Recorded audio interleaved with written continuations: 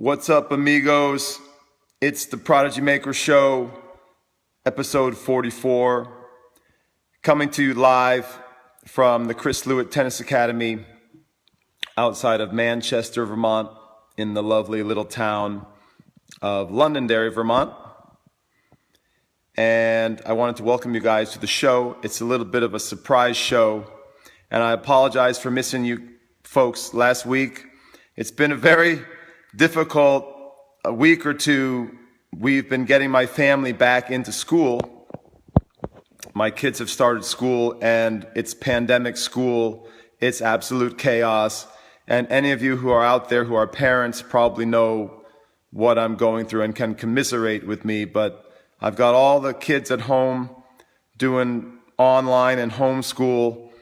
And we also have the little baby. We have baby Ocean running around, and it's just mayhem at the Lewit household. So I've been struggling to get on a regular rhythm for the show, and I'm looking forward to broadcasting more. I actually have many shows planned. I've been writing a lot of articles for magazines, and I'm looking forward to sharing those ideas with you all. So tonight's show is about running or gunning. I said to myself, I should do a show about running. And I don't mean running just off the court, like cardio. And we've done a podcast on cardio, how cardio is king. Especially during the pandemic, I recommended that all you guys keep your cardio up. And that's a big part of my philosophy, that cardio is king. But I mean running. I mean, we'll touch on that, but I mean running on the tennis court, having a passion for running, maybe even loving to run. And I think that's essential for young kids to learn. So I was thinking about the title for the show, and I said, when you're young, you should run and not gun. Or you should run it and not gun it. I was working with a kid tonight who is visiting the academy here, and I said something to that effect. I was like, dude, run. Learn to run, but don't learn to gun. Not yet. And what I mean by that is philosophically, young kids, in my opinion, in my system, which is very heavily influenced by the Spanish system, because I've studied there for so many years, and I wrote the book on Spanish tennis, The Secret of Spanish Tennis. You gotta love to run when you're a kid. So that means chasing. That means if somebody hits a ball far away from you, you dig deep and you chase after it.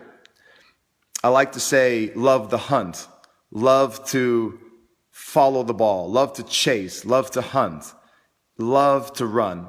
And if you don't love to run, learn to love to run. And one of the things you can do if you don't love to run, or let's say you have a student or a kid or a child, maybe it's your son or daughter who doesn't like to run, is you can start to foster that. And that's where sort of the off-court running can come into play. Just simply going out to jog a little bit, doing some intervals, running a mile, running for 30 minutes. That kind of exercise will start to build the habit of running, and we'll start to also work on the mechanics of running, and your player will start to become more comfortable with those movements and actually doing running. And I think that will translate back onto the tennis court. So there's a number of levels here, but very, very important with young players in the Spanish system, in my personal development system.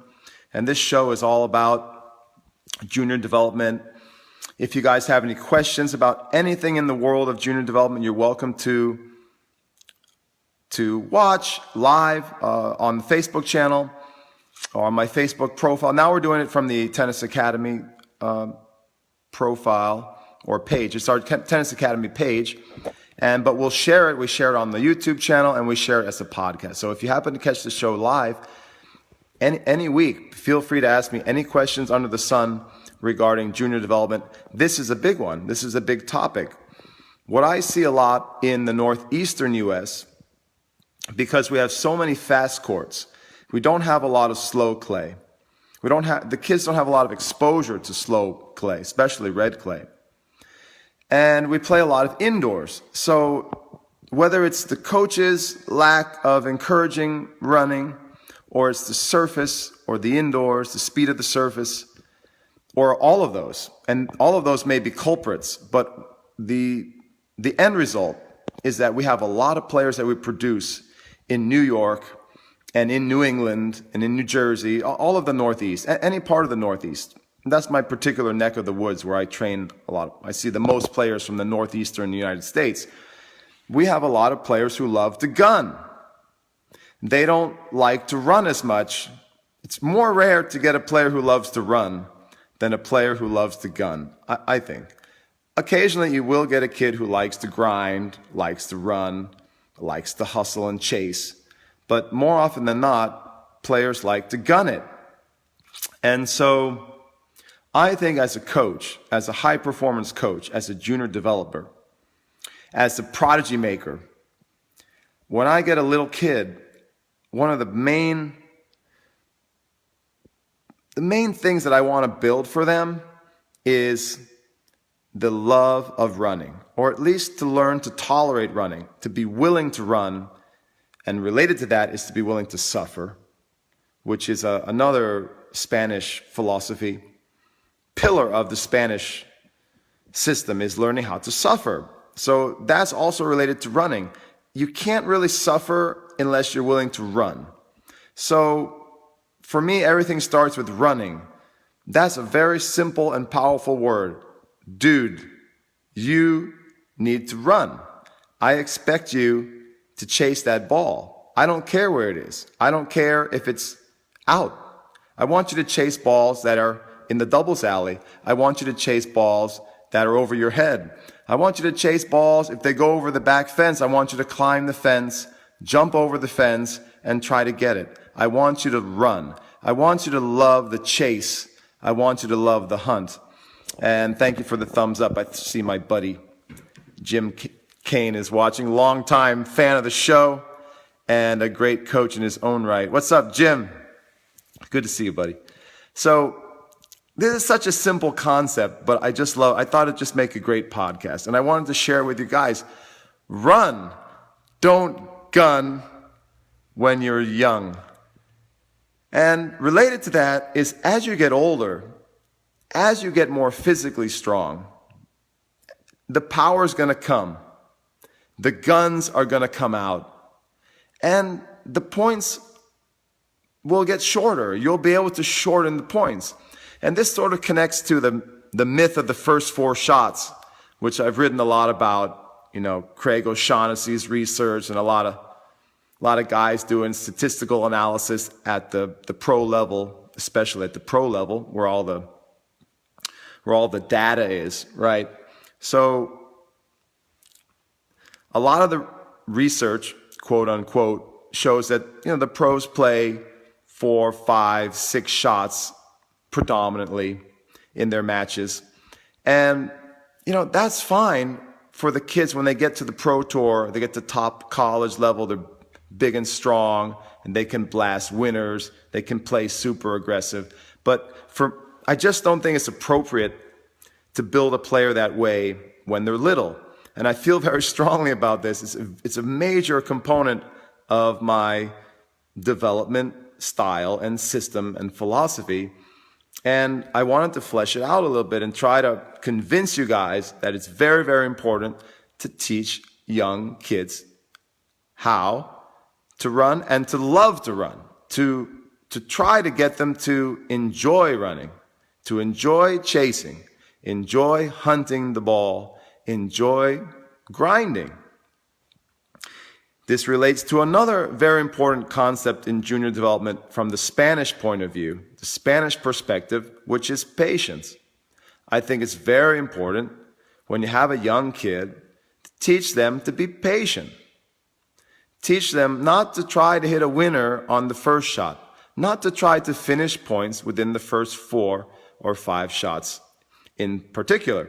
And this is where the research coming from the top of the game at the tour level is really damaging and detrimental to junior developing. Because when you want to develop a kid, when they're young, you want them to be patient. You want them to be willing to run. You want them to be willing to defend. You want them to extend rallies. You want them to become consistent, which is another pillar of the Spanish approach to building players. You want consistent players. And the way that you teach young children how to be consistent in tennis is by rallying a lot and hitting a lot of shots and getting a lot of repetitions. So if you embrace a philosophy of short rallies, if you embrace a philosophy of first strike for your young students, for young players, or if you're a kid watching yourself, you do yourself a big disservice. And you're going to have to learn how to be patient and rally somewhere down the road, or you're never going to be a great player. Very rare, very, very rare for a player to be able to skip through the patient rallying stage and just show up as a big-time hitter. I'm not sure it's possible. Maybe there's some exception to the rule, like maybe someone with a really big game, like a big, powerful server, someone incredibly large and dominant that way. But look, even someone like Riley Opelka, tremendous big athlete on the tour, almost 7 feet tall. That guy, when he was young, he learned how to grind. He learned how to move. He learned how to run. He was a consistent player. And that, for me, is the best foundation for junior development. You have a young kid, boy or girl, doesn't matter. Personality, that could matter. That's a bit of a debate. So some might say, well, what if their personality is kind of short attention span, strike first, aggressive? That's definitely your best argument for letting a kid attack a little more when they're young. And I definitely do that. Like, not every kid you're going to fit into the same square, hole. You can't just force every peg into the same hole. So some kids, you need to give them a little more license to attack, to create, to go to net. As a general rule, as a junior developer, you got to be willing to let some kids pull the trigger a little more early. Some kids are very creative personalities. They may want to go to net more. That should be allowed, but never outside the context of building patience, running, stamina, consistency, and the capacity to suffer. The capacity to suffer cannot be underrated or undervalued. So yes, when I have a young little prodigy who is a net rusher, who loves to hit that drop shot, who loves to rip a big forehand, do I say, no, you can't do that? I think that's wrong. And I know some even very famous coaches in Spain who actually would discourage that. I remember one time I was studying with Lluis Bruguera, who I have so much respect for, and he's taught me a tremendous amount about the game of tennis, and I've adopted much of the Bruguera system in my own training of players. I remember one time I was with Luis, and we had a little boy at the academy in Barcelona, at the Bruguera Academy. I spent years studying with Luis. I used to go there every summer. Now, unfortunately, I think the academy may be changing. I believe that Luis and his team are moving on, and I'm not sure what's going to happen now with the academy. But that's another, that's kind of sad story. But anyway, it's another, maybe a victim of the tragedy of the pandemic. All the academies are struggling in Spain, for example. But anyway, the story is I was with Luis, and I remember this young boy, he loved to go to the net, and Luis sort of brought him over and chastised him for going to net. As a little boy, maybe 9 years old or 10 years old. And I remember it very clearly in my mind. The little boy was like to go to the net, and I sort of knew what Lluis was going to say. I spent many years with him, and he really came down hard on me. He said, "Why are you going to the net? Why you go to the net?" And the little boy was like, "I don't know, I felt like it was a short ball, and I'll do this and that." And he said, "Stop, look at I'm paraphrasing, but he said basically to the kid, look at yourself. You are not very big." It's a small little kid, little boy. "The net is quite wide. It's very easy to lob you." And Lluis basically told him, "Get the hell out of there. Don't do that. Don't come forward, because it's basically stupid for you based on your physical characteristics, your size, your wingspan. When you're little, going to the net is a lot riskier than when you're bigger." And I think Lluis makes some very good points there, and it's logical. And I think a lot of people should probably try to understand that perspective and teach it to children. And I do. But at the same time, I felt like he was a little too hard on this guy. This guy was probably a magician. He had a personality where he wanted to create and move forward. And I think that should never be shut down completely. And so what I would have said personally to that little boy is I would have said something to the effect, "Look, I know you love to create. I know you love to go there, to go to the net, but I need you to structure it well. I need you to structure the point and be more organized from the baseline, more patient, and then you can earn your entry to the net." And this is the way I tend to talk to my students who are creative and like to move forward. Getting back to the idea of running or gunning, going to the net, that is kind of like gunning. I have a student who cannot stop running to the net. He runs to the net very haphazardly. He chips a lot. I've had many students like this. And they're a certain type of personality. They're very aggressive and creative types. I call them magicians sometimes. And I have this little boy, just pops into my mind, but I could think of dozens of students of mine who are like this, similar brain types, And we have to work very hard with this kid on being patient, on running left and right the way young tennis players should do. Tennis is a lateral game primarily. It's not a north-south game. Maybe it used to be back in the day when I was a kid. Man, the game has changed so much.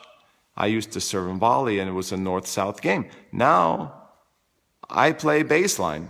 I had to teach myself that because the serve and volley game disappeared. The volley game is not as successful as it once was. And when you see kids who just want to rush the net, you have to figure out, why are they doing that? Is it that they're just wired that way? Is it because they're out of shape and they're trying to short circuit the point a little bit? They're trying to make a shortcut and end the point prematurely?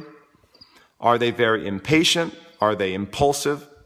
And they just sort of get this impulse and they have to go forward or try something risky. Some players embrace a high-risk type of game. And I just think, as responsible coaches and junior developers, if you're working with kids who you want to be high-level players, then you need to teach them some responsibility, some conservativeness, some patience, some maturity. For me, I look at little children. I work with many, many children, especially talented, prodigy-type kids, gifted kids. And you want to create a style, a game that is mature, responsible, disciplined, structured.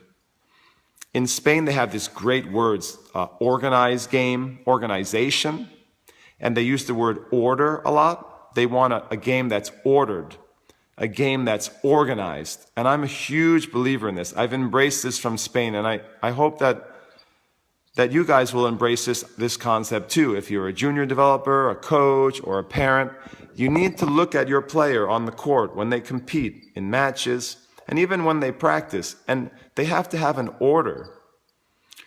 Everything has an order in tennis. They have to have an organized game.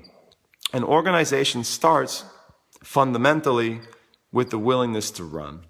You have to be willing to run primarily left and right, because tennis is some would say 70% lateral movement sport. Mark Kovacs has published that statistic. About 70% of the movement, if you accept that, is lateral, left and right. We have to build that in our players. Young players need to master running left and right, and then recovering for the next shot. So that's where the footwork comes in. They have to have good footwork. It's a huge part of my philosophy, huge part of the Spanish philosophy. Learning how to move well, learning how to use your legs well. But there's no footwork, there's no moving the legs well if you're not willing to run, if you don't have the willingness to chase that ball, the desire, the commitment to go get that one, to go get that one, to go get the next one, to continue onward, and to never quit on a ball or on a rally. And many kids don't learn that lesson from their junior coaches or from their parents or whoever's working with them. They don't learn that lesson. If they're in Spain, they learn that lesson, probably from day one. But in the US, particularly in my area where I develop players, in Northeast US, this is less common. And I end up teaching this to a lot of kids and stress this. Any coaches working with me, I tell them, we want rallies. We want these kids to learn how to run. We want to develop some cardiovascular capacity. If you teach a young kid to do first four shots, how are you going to develop their cardiovascular capacity? Well, you could maybe do it off the court, but it's much better to do it with the racket on the court, in my opinion. If you teach a kid to go to the net when they're little, or you stress that as a priority, everything has its priority, everything has its order. In my opinion, that's a disservice. And I know I'll get pushback from that, because I teach an all-court game. I teach a complete game as much as I can to my students. But the foundation has to be baseline, forehand, backhand, movement, running. You have to be willing to run. You have to be fit. You have to have fitness. Or how can you construct a point? If you're not willing to run, how can you play a good rally and then get your short ball, go to the net, and finish at the net? You have to be willing to run in the beginning to set up that point, to structure the point well. So in the end, I just think fundamentally, everything comes back to this beautiful word, run. Running, not gunning. A lot of kids, young kids, they want to gun. They want to rip big shot. Let's talk about that. Kid comes into your program, comes to take a lesson, no patience, no shot tolerance, just almost becoming a dirty word nowadays. With all of the research and all the coaches stressing first four, stretching a shorter rally length, shot tolerance, almost a dirty word. Coaches are reprimanded, criticized for doing a lesson where there's a lot of repetition, where there's a lesson where there's a lot of rallies from the baseline, where there's a lesson that maybe doesn't incorporate the serve or return. Now, is there value to working on the serve or return? I just did a podcast last week on the return of serve and how important it is. But you can have a great lesson not incorporating the serve or return. If a kid is not solid, if a kid is not willing to run, don't just teach them serve and return, because when you serve and when you return, is that running? Is there a lot of running involved? Typically not. Are you developing cardiovascular capacity when you're serving and returning a lot? No, because the points are short. You shorten the points. You shorten your player's attention span when you just focus serve and return. This is where I think the coaches who are stressing first four, Craig O'Shaughnessy is one of them. It's just they are way off, way misguided, because I believe young children need to build up their attention span. They need to build up their cardiovascular capacity. And when you incorporate a lot of serve and a lot of return, when you teach a kid to strike first and hit big forehand when they're very young, they're not going to get that. They're not going to build patience. I'd much rather have a player who is solid, consistent, moves well, willing to run, good fitness. I'll take that player and we'll build some weapons on top of that. We'll build the big forehand, which is another part of the Spanish system. We'll build a big serve, which is not really part of the Spanish system, but I will build it in my system. In Spain, they have a little bit of notoriety for not teaching such a great serve, which is it's a big detrimental aspect, negative aspect of the Spanish system. Sometimes they don't do such a good job. They spend too much time on the baseline, too much time running, too much time in the backcourt when they should be moving forward. They should be striking first. They should be working on first serve +1, return +1, first 4 shots. Sometimes in Spain, in some of the traditional academies, they don't do enough of that. But that is sort of another question for another developmental level. What I'm talking about are kids 6, 7, 8 years old, 9, 10, 11, 12 years old. Junior development, young children, when you build their foundation, the kids from initiation to formation. So we're forming these young players, right? When you're forming these young players, start with something solid. Go the Spanish way. It's the best way to develop a young kid. I'm going to teach this kid how to rally. I'm going to teach this kid how to run. I'm not going to stress gunning. I'm going to stress running. Consistency. Patience. Responsibility. Structuring a point. I'm going to teach this kid how to organize a point. How does an organized point typically work? What does it look like? Most kids don't have a clue. A good tennis point is some baseline. Serve goes in, return goes in. Got to work on those.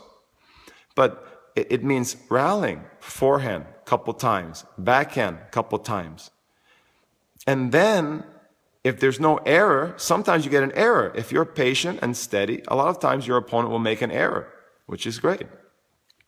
If you get a short ball, you learn how to rise up, as they say in Spain, rise to the net, move up quickly, make a good attack shot, and that can be your entry to go volley. But a typical point should be structured that way, and young kids should learn how to organize a point pretty much like that. In Spain, for example, Sanchez-Casal system, another very famous academy in Barcelona, and now they have outposts around the world. Zone 3 zones. A point is played in zone 3, the backcourt. If possible, you look to go up to the short court or the mid-court and then the short court. So it's backcourt, mid-court, front court, short court. Zone 3, zone 2, zone 1. And I still think that's the best way to develop a little kid. Little kid, you come to me, you're going to learn a solid what? Backcourt. Baseline. Zone 3. Behind the baseline, you're going to be rock solid. And there's absolutely no way you're going to become rock solid if you can't run. If you're not willing to run. It starts up here in the head. Do you have a willingness to run? Do you like to suffer? Or do you see a ball that's far away and deep down inside you say, no, I don't really want to do that one. I don't want to go get that one. You have to have this incredible hunger, insatiable desire to chase, to hunt. And I think it's our responsibility as junior developers, coaches, parents, to inculcate that, to build that, to develop that. So what else? We talked about sort of the big shots. When you got kids who love to gun, try to temper that. Try to explain to them how a point should be organized, how a tennis game should be organized. And most kids who are intelligent, they will respect that. Kids who want to run directly to the net, tell them about the way a point should be structured, the way to play a responsible tennis point. It's not trying to hit an ace and running to the net after. service winner, or trying to run to the net, or gigantic forehand out of nowhere, then run to the net, or chip shot, run to the net. Basically, anything running to the net is not necessarily bad, because if it's done at the right time, it can be responsible. But the kids need to structure that in an organized way, and their entire game has to be developed with some order. And you just can't do it without running. So I have a few other thoughts related to running and gunning. So one of the best ways you can foster the love of running, or the willingness to run, is to have your students run. So this is where some of the recommendations from fitness coaches, experts in the field of sports science, can also be a little bit detrimental. So it's another one of those myths. I talked about the myth of the first 4 shots in Craig O'Shaughnessy's research. I've talked about that a lot. We have previous shows. Maybe I can link to them, where I sort of deconstructed some of the myths of the first 4 shots. Well, it's sort of a myth that running is bad for tennis. And I know a lot of you who are maybe trainers or have a background in sports science or exercise science or physiology, you're probably going to disagree with me. But I know a lot of the research says that tennis should be trained more in intervals and short bursts, short distance with change of direction. And basically, with running that mimics the movements that you do on the tennis court, and that is very good research, very correct. But at the same time, let's say you have just a kid who's not a pro, not a high-level player yet. You're trying to build them up from scratch, from the grassroots. And let's say you have a young kid. Most young kids don't play more than 10 hours a week of tennis, when they're starting out. That's probably a pretty good amount for most kids who are on the beginning of their tennis journey, whether they're young, 6, 7, 8, 9, 10, or what have you, even 11 or 12. If you've got a kid playing 10 hours or less, come on, go running with that kid. Go teach him how to jog a few miles. Go do some repeats on the track, 200, 400 meters, 600 meters, 800 meters. Teach the child how to run.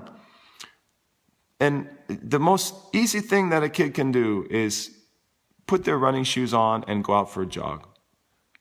Can be a jog for time, 30 minutes, 45 minutes. Can be a jog, a run that's more of a threshold run, where they're pushing themselves to at a higher tempo, like a tempo or threshold run. It could be an interval run. They run and then at a fast pace, and then maybe they jog or walk. But build this habit in your young players. It's the simplest thing you can do. And I think a lot of coaches don't want to say it, because it seems like they're worried that they might get criticized for advocating an outdated mode of training. But I think it's not really outdated for young children who are just learning the game. They're starting out. On the other hand, if you have a player who's training 20 or 25 hours a week, a full-time player, a very advanced top national or ITF junior, probably they don't need to run that much. Why? Because, they're getting a lot of their cardio from the tennis. They're playing a lot of tennis. Hopefully they're playing tennis with rallies and not just slam, bam tennis, like bang, bang, bang. Hopefully the rallies the practices have rhythm and consistency focus and things like that, and not just gunning. It makes me very concerned when I see practices that are all short burst type practices.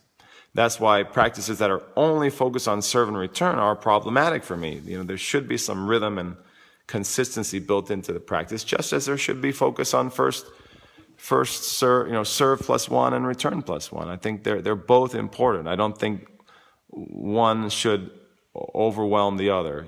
They should both be incorporated in a good practice regimen. But it depends on the level of the player.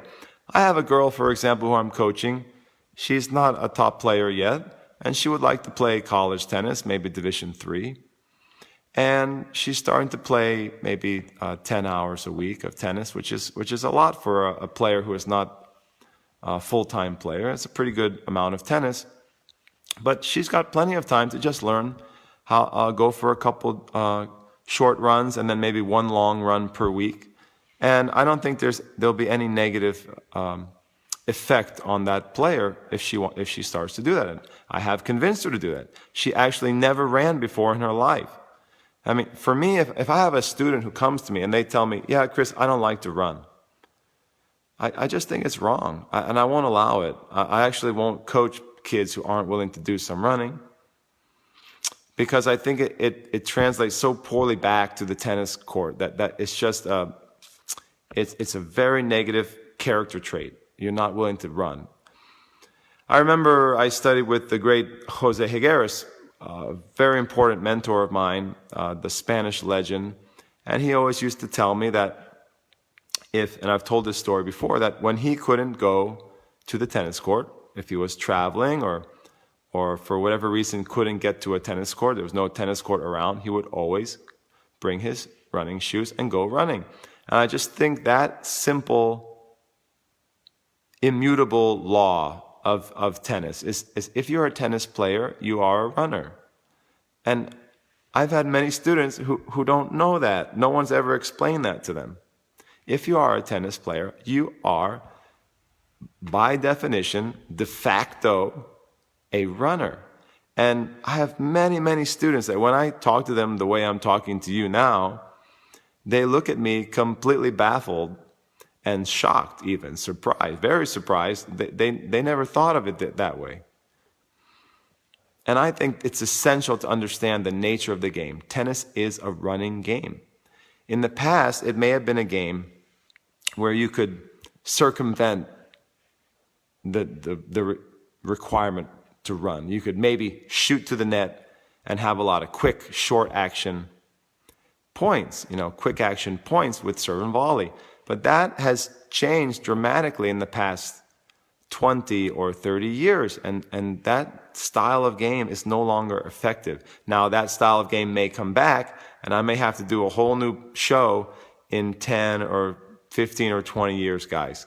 But at present, in the year 2020, tennis is very much a running game.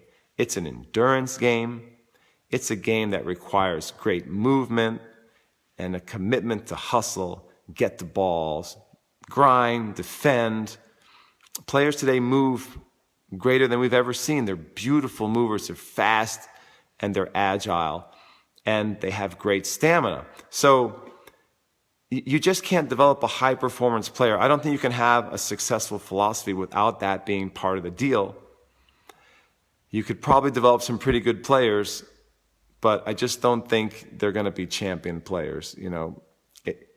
I guess there are guys out there who are still teaching first strike. Some guys still teaching serve and volley. Some guys are still teaching, go big or go home. Just hit as hard as you can.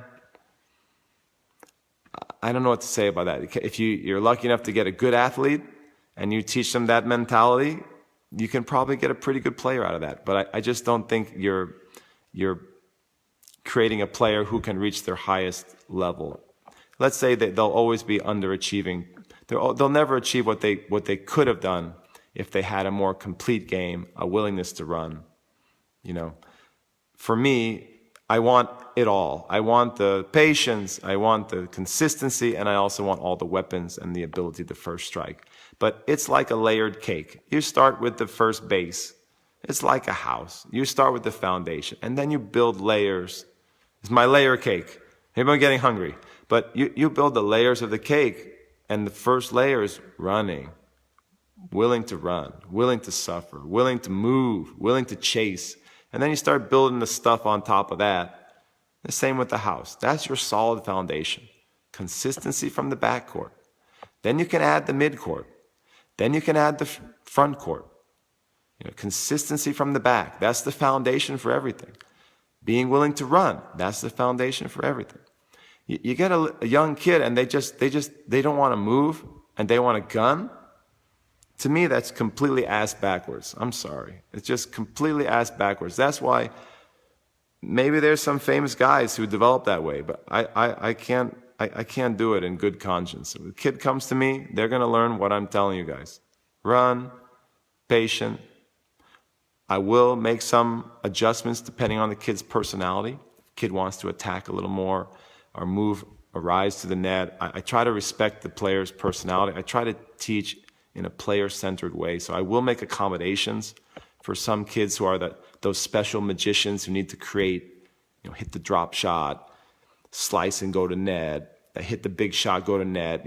I will make accommodations for those kids, especially if they're young and very talented kids. But another thing I was saying on that line is, if you are not that talented and you want to develop a good tennis game, to be solid, to be a respected player, do what I'm saying. Don't follow somebody else's idea, philosophy, because that's going to be a road to not achieving your full potential. If you're not maybe not the most gifted, the Spanish way is the best way, in my opinion. I'm a huge believer in Spanish approach, which encompasses everything that I'm saying. If you're not that gifted, for God's sakes, learn how to run. Learn how to hit consistent forehands and backhands. Learn how to move well, especially laterally. And that will give you a huge advantage and allow you to maximize your potential. Don't try to gun everything. Don't try to hit incredible winners and aces with the serve. And this is a style that only the most talented players in the world can pull off. And I think it's important to understand that if you have an average athleticism or even just above average, learn the Spanish way first. Use that as your foundation. Learn to be consistent. Learn how not to give up many points.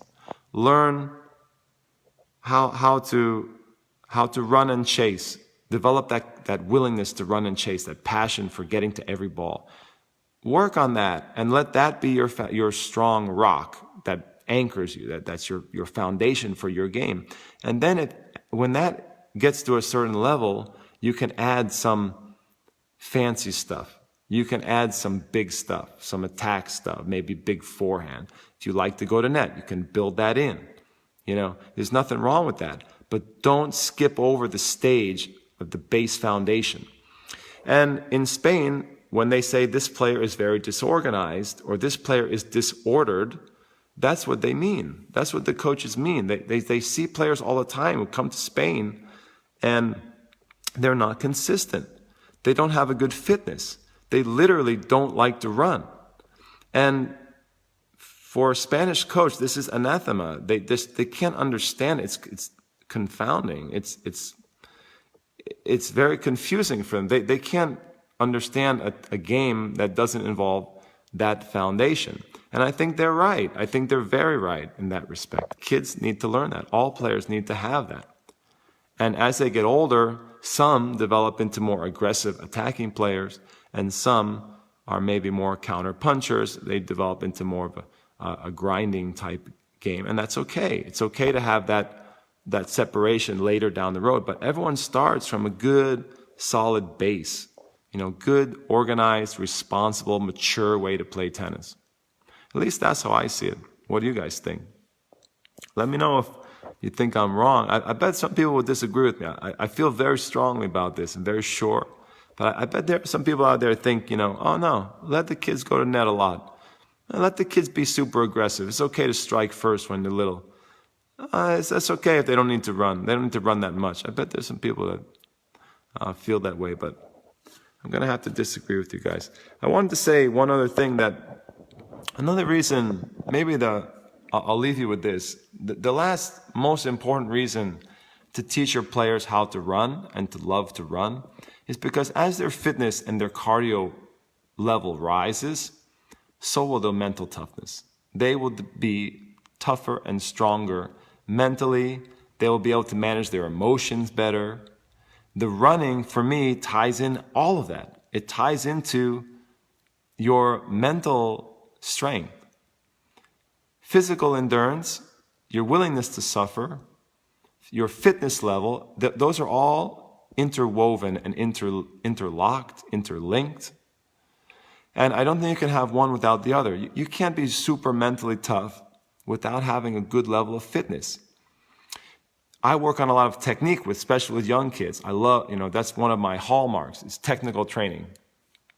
I advertise myself as world-class technical trainer. I love to train technique. I love biomechanics. I love developing the nuts and bolts, the hardware of a player. But you can't develop great technique if the kid is not fit. Because as soon as they start sucking wind, as soon as they reach their threshold, their aerobic threshold, and they can't breathe, or their legs get tired, their footwork is going to fall apart. Their positioning is going to fall apart. And the stroke technique is going to suffer.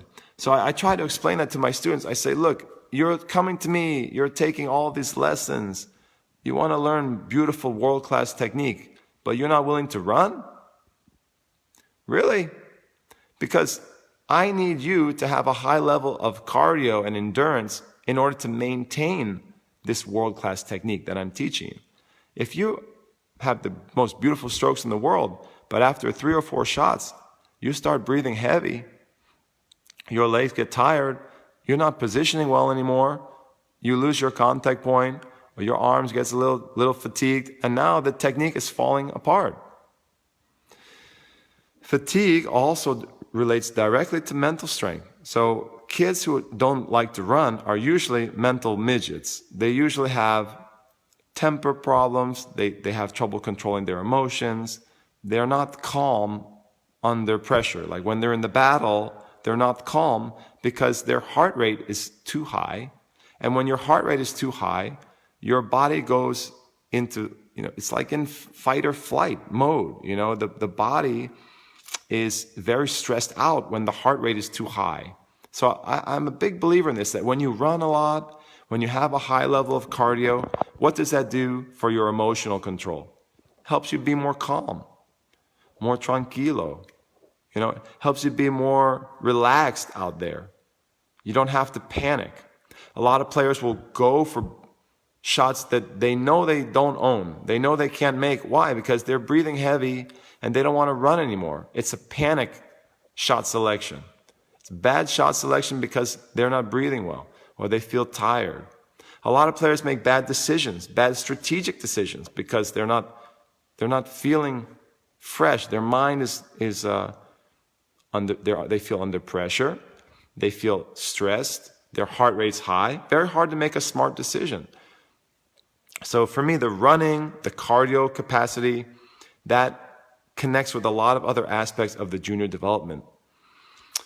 Shot selection, strategy, emotional control, focus. It's hard to focus when you're tired. When your heart is beating too fast, high heart rate, your nervous system's jacked up, it's hard to focus, hard to stay calm, hard to think straight. You see, player, why does this guy make a bad decision there? Why do you go for that shot? You have to figure out, is it because they're breathing heavy and they just want to bail out of it?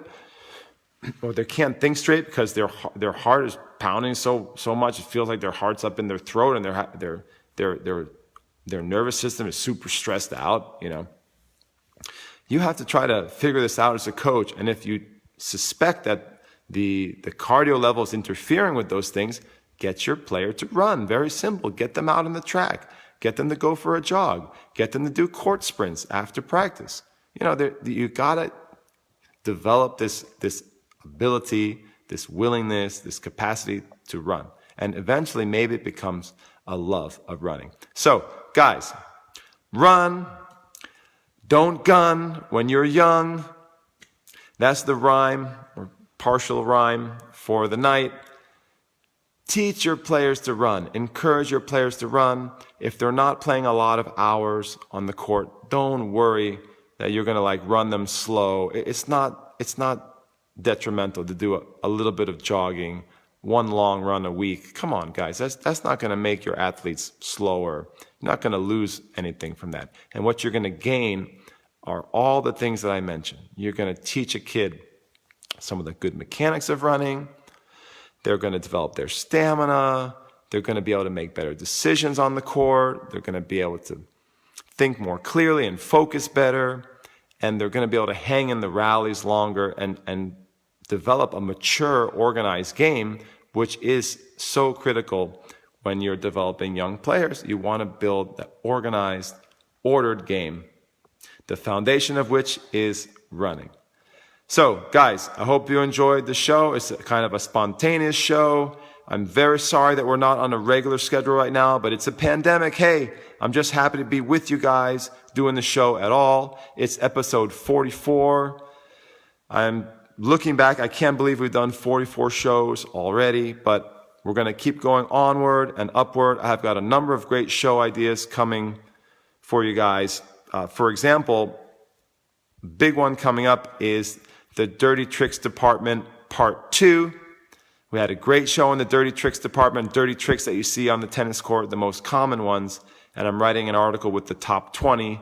I'm looking forward to sharing the top 20 dirty tricks with you very soon. I think that's going to come up either episode 45 or shortly thereafter. So stay tuned for that. Check out prodigymaker.com. That's my blog. Come visit me, Prodigy Maker, at my academy, my club in Manchester, Vermont. We have a full-time training program here. You can live here, short-term, long-term. You can train with me 25 hours per week.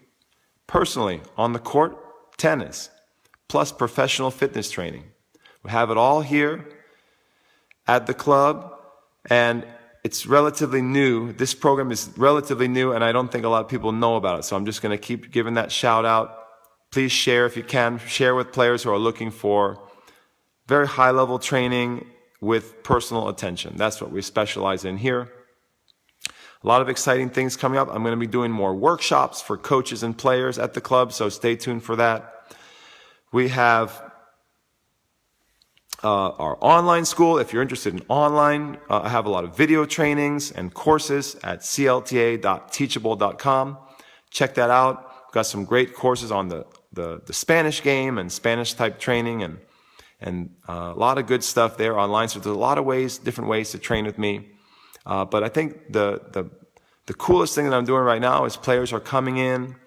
You can stay here full time. We have full boarding, and you can train with me at the club here in Vermont. It's just a beautiful setup that we have great accommodations, and we have this beautiful club here. It happens to be the fall foliage season here, so all the trees are turning colors, yellow, orange, and red. It's just an amazing place to be in the fall in Vermont, and I would love to have any of you who want to come up and train with me. Please reach out to me, and I'd be happy to set up a customized training plan for you guys here. Guys, thank you for all the likes. Please share the show with your friends.